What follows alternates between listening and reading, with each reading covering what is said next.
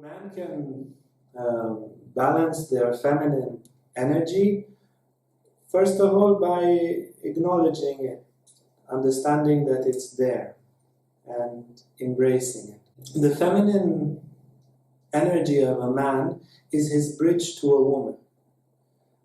Yeah, if you see a movie, and in the movie, you see a movie as a woman.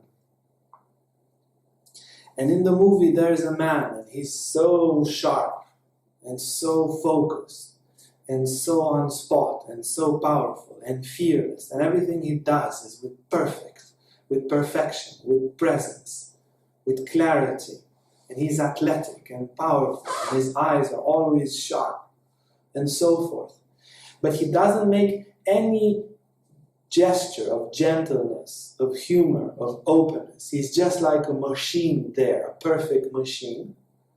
As a woman, you look at it and it's like, And then that really powerful man sees a woman or something and becomes extremely soft, or even sees a child and becomes extremely soft, extremely kind, full of humor, of spontaneity, of tenderness.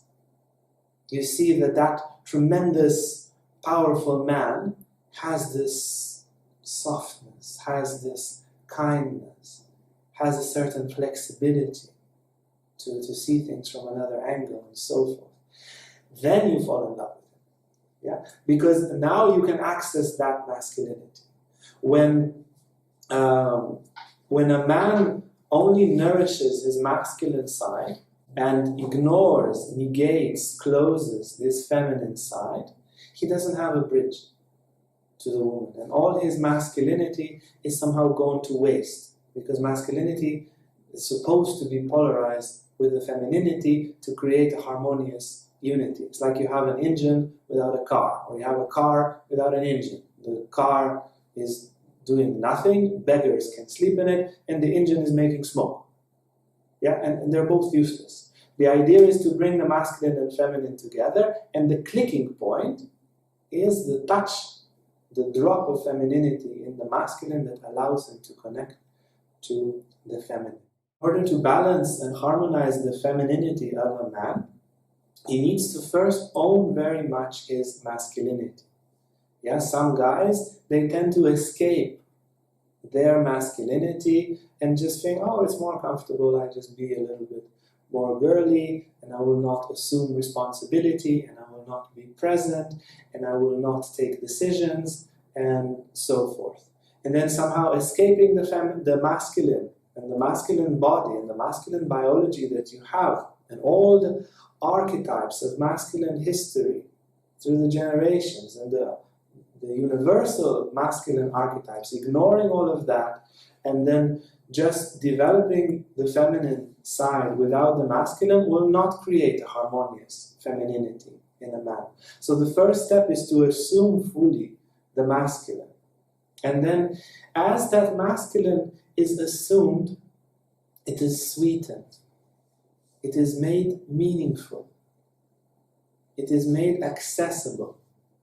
Yeah, the engine is put in the car once the sweetness, the tenderness, the intensity of emotion, for example, for a man to have great presence, which is masculine, and then to have the capacity of entering a very, very big energetical intensity, an emotional intensity, a loving intensity, and so forth, that's really meaningful. That would be the turn for a man, to first assume the masculinity and then to make that masculinity meaningful by courageously embracing the feminine.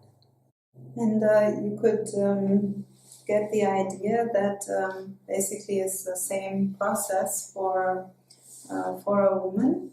And if you just wanna maybe first of all understand that the entire journey of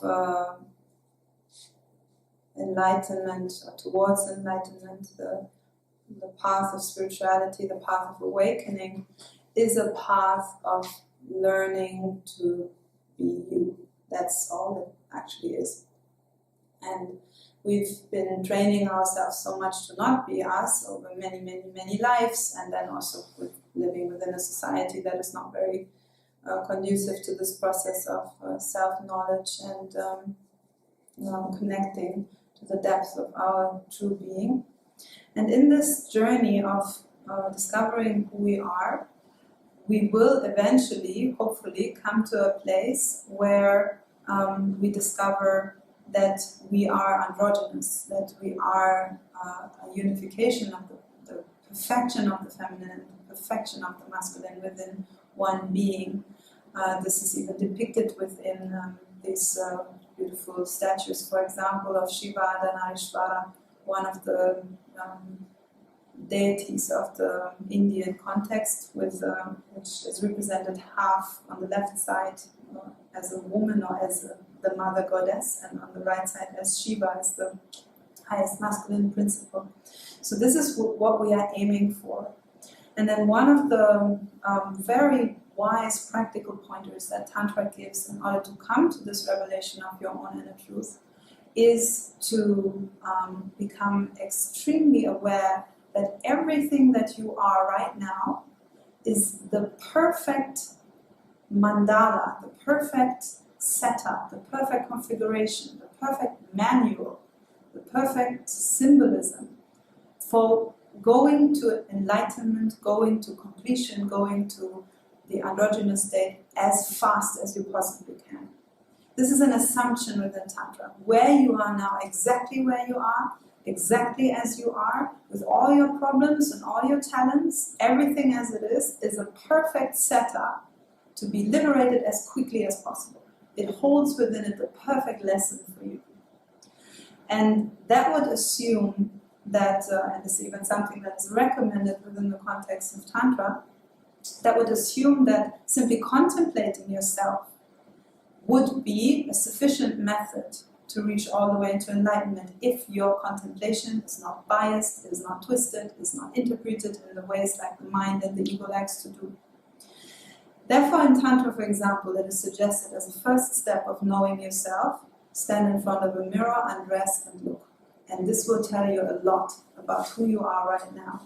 And one major thing that you will see in that process is, if you are a lady, probably some beautiful set of breasts and nice yoni, and if you are a guy, then you will see some larger or smaller set of testicles and beautiful lingam, a beautiful penis. And you will understand, okay, this is part of my lesson. It's part of my lesson to understand what it means to be on the outside, in an outer manifestation, a woman or a man. Now this ties in very much with what Uriel was presenting, where he was basically referring to this actually Tao symbol of the yin and the yang being intertwined with one another and a continuous exchange with one another, even reflected into one another, with a little dot of white in the black bubble and a little dot of black in the white bubble. But nowhere within this construct do you see any gray. There's no gray area. It is a dance between masculine and feminine. And this dance between masculine and feminine occurs within your being, no matter if you are born as a man or as a woman. But you will have a very specific access point to it in the way that your body is shaped, the way that your hormones are shaped, the way that your energetic structure is shaped within this life where you are born as a man or as a woman. Now, first of all, understand that and take out the toxic stereotypes that we have slapped upon masculine and feminine, of what it means to be masculine and feminine. A lot of the understandings that rise from stereotypes that we have nowadays are pretty off in their actual meaning.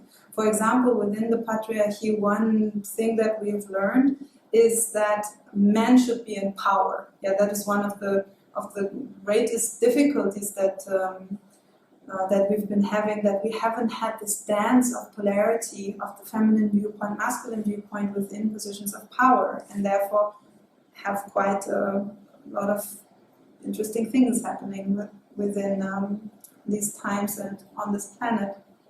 And in Tantra, for example, the feminine is the one that is called Shakti. And Shakti means literally translated power, it means energy, it means force.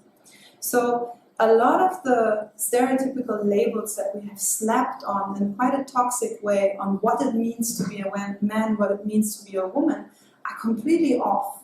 And then from those stereotypical visions from the 50s, in rebellion against those rose a whole nother set of even more weird labels that we are now putting on how a woman should be, how a man should be, even partially, of course, also denying some of the old labels and then slapping a new label on it. And we are somehow continuously in this pressure pot of wanting to figure out what it means to be a man and what it means to be a woman, and to be able to dance that dance because it seems very promising. It seems that you can have wonderful relationships. It seems that you can feel really empowered and encouraged and confident within yourself when you learn to dance this dance.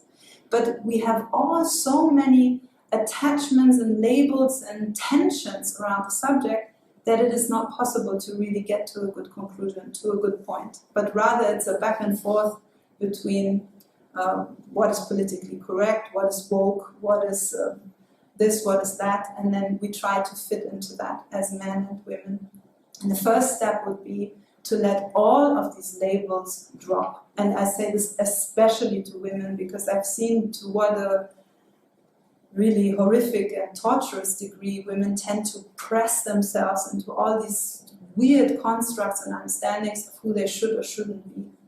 Drop it, and please also drop judging other people for how their feminine or masculine is manifesting within them.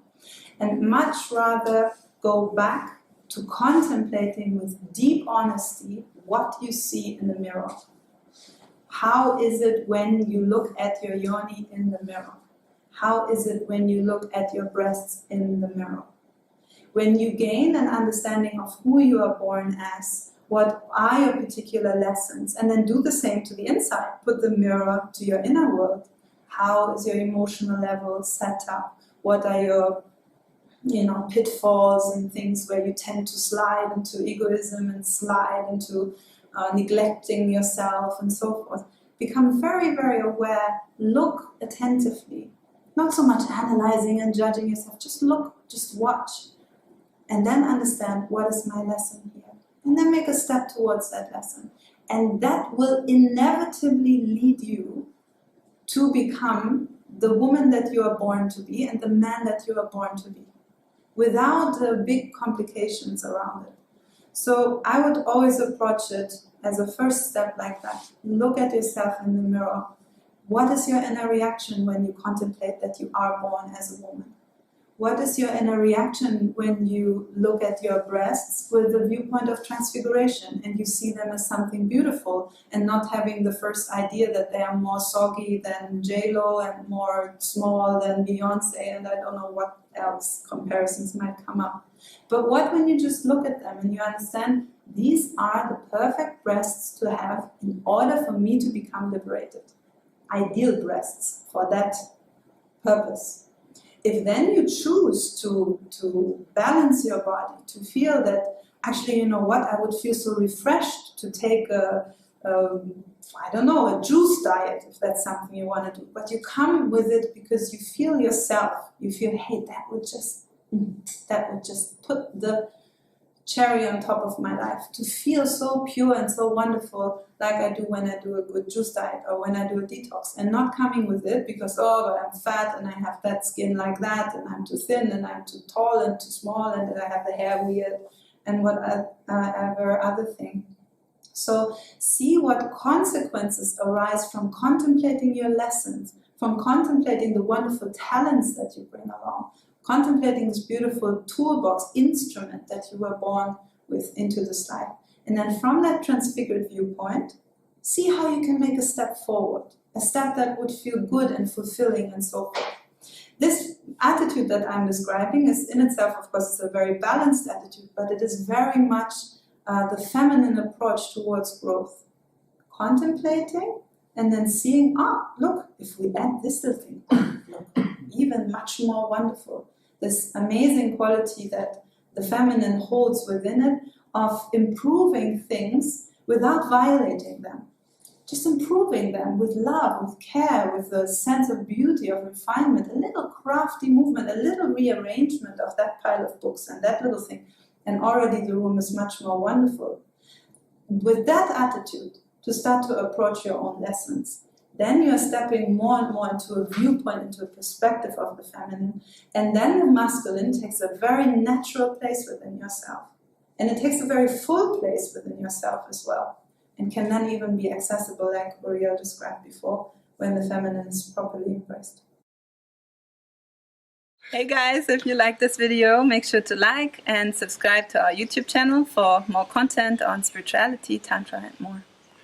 And if you want to sign up for our online classes or for our retreats, you can see our website on the description below.